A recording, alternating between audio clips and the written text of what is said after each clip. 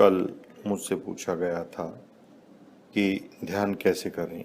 जब भी ध्यान करते हैं तो मन के विचार आकर मन को घेर लेते हैं, विचार श्रृंखला चल पड़ती है और हम जितना ध्यान में उतरने की कोशिश करते हैं उतने ही व्यवधान को सामने पाते हैं। विचार आते हैं बच्चों के, बड़ों के, स्कूल के, कार्यालय के, बॉस के, टेंडर के, व्यापार के, दफ्तर के, सभी किस्म के विचार आते रहते हैं और हम अपना ध्यान पूर्ण नहीं कर पाते। ऐसे में हम विचारों का त्याग कैसे करें, कैसे हम उनसे मुक्ति पाएं?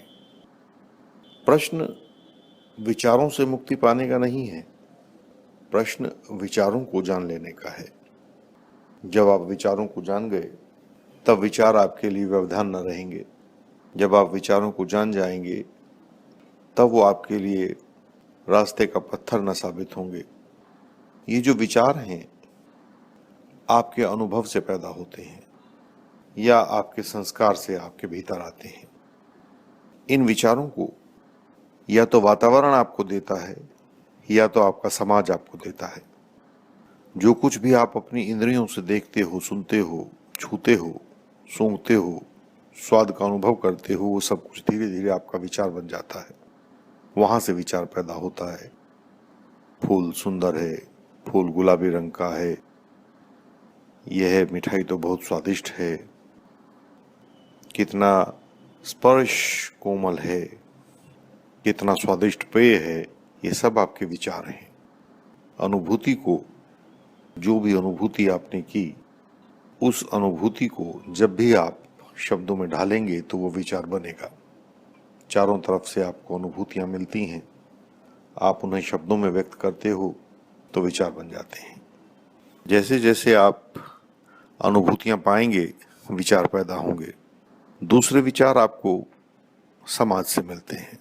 आपको पढ़ाया जाता है क्या नैतिक है, क्या अनैतिक है, कब पूजा करनी है, कितने बजे उठना है, कैसे नहाना है, कैसे भोजन करना है, कौन सा भोजन उचित है, कौन सा अनुचित है। ये सब तमाम तरह की बातें आपको सिखाई जाती हैं।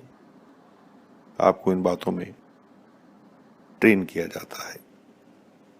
आपको मूल्यांकन की कसौटी दी जाती है। आपको बताया जाता है क्या चीजें उचित हैं और क्या चीजें अनुचित हैं। आपको समझाया जाता है कि ऐसा करना चाहिए और ऐसा ना करना चाहिए, क्योंकि बताने वाला किसी उच्चतर ज्ञान अवस्था में है। तो आपको ये बताया जाता है कि आपको क्या करना चाहिए और क्या ना करना चाहिए।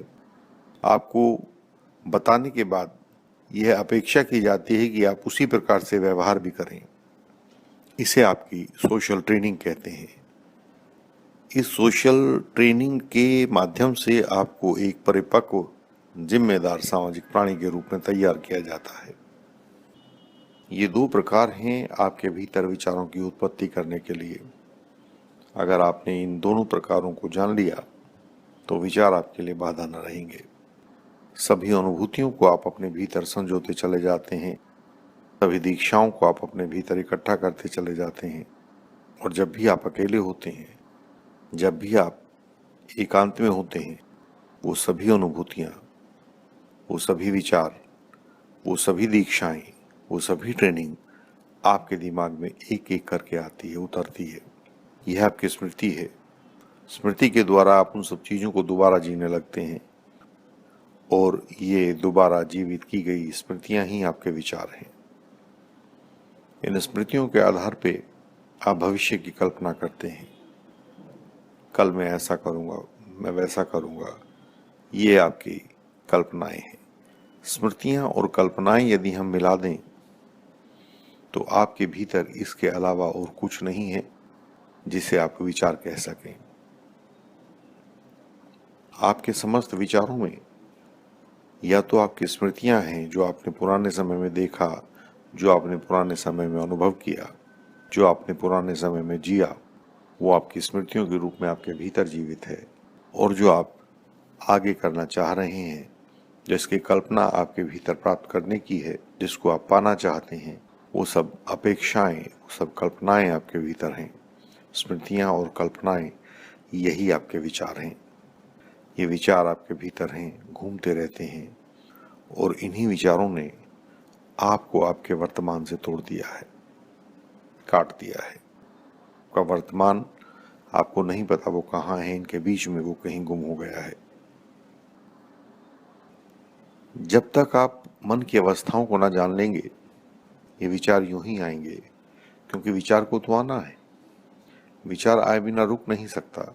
आप जिस अवस्था में जी रहे हैं उसमें विचारों का आना आवश्यक है। आप केवल अपनी पुरानी चीजों को देखते हैं, आप अपने नए सपने बुनते हैं, इनके बाहर आपका जीवन नहीं है। जबकि दोनों ही नहीं है, इन दोनों का अस्तित्व नहीं है। आपका जो पुराना अनुभव था वो गुजर गया है, वो मृत हो गया है। उसमें अब कुछ भी बाकी न बचा, कुछ भी जीवित अंश न बचा। वो किसी काम का नहीं है। जो भविष्य है वो तो अभी पैदा ही नहीं हुआ। जो पैदा नहीं हुआ वो आपको कैसे प्रभावित करे, परंतु उसके पैदा होने से पहले ही आप उसके जाल में फंस गए हो। ये अजन्मे जाल और ये मृत स्मृतियां, ये आपके लिए मुश्किल पैदा करती हैं। आपको इन मुश्किलों से बचना है। दो तरीके हमारे पास सिखाए गए हैं। इनसे बचने के दो तरीके हैं। इनसे लड़कर, इनका निषेध करके या इनके साथ बहकर। पहला तरीका जो योग आपको सिखाता है, इन वृत्तियों का निषेध करने का है। योग ने एक पूरी टूल किट आपको थमाई है, जिसमें यम नियम से लेकर धारणा ध्यान समाधि तक सभी कुछ है। आपको आसन बताए गए हैं, आपका प्राणायाम बताया गया है। ये सब आपको करना है। वो निषेध का तरीका है। एक दूसरा तरीका है। उस दूसरे तरीके से आप इनका निषेध नहीं करेंगे, बल्कि इनको जीकर इनका अतिक्रमण करेंगे, इन्हें ट्रांसेंड करेंगे, इनके पार उतर जाएंगे। ये दूसरा तरीका है। आपके लिए कौन सा तरीका उचित है, यह तरीका तो आपको स्वयं ढूंढना होगा। ईश्वर ने आपको बहुत विशिष्ट बनाया है। आपको इन विचारों का विरोध करके इनसे पार पाना है, इनके ऊपर विजय स्थापित करनी है, या इन विचारों के माध्यम से तैरकर दूसरी पार उतरना है। ये आपकी प्रकृति पर निर्भर करता है। आपको देखना होगा कि आपकी प्रकृति क्या है। जो भी आपकी प्रकृति होगी उसी के अनुसार आपको इनमें से एक का चुनाव करना है। आप योग के माध्यम से अपने विचारों पर विजय पाएंगे, उन विचारों का दमन कर देंगे, या दूसरे माध्यम से आप अपने विचारों को जिएंगे और जीने के बाद आप उन विचारों को तैर कर पार कर जाएंगे। यह सब कुछ आपके ऊपर निर्भर करता है। आपको देखना है कि इनमें से कौन सा मार्ग आपके लिए अधिक सुसंगत है। अगले कुछ व्याख्यानों में मैं आपको इन सब विधियों के बारे में विस्तार से बताऊंगा। एक एक करके हम इनको नोट करते चलेंगे और एक स्थिति में पहुंचेंगे। आज के लिए इतना ही। धन्यवाद।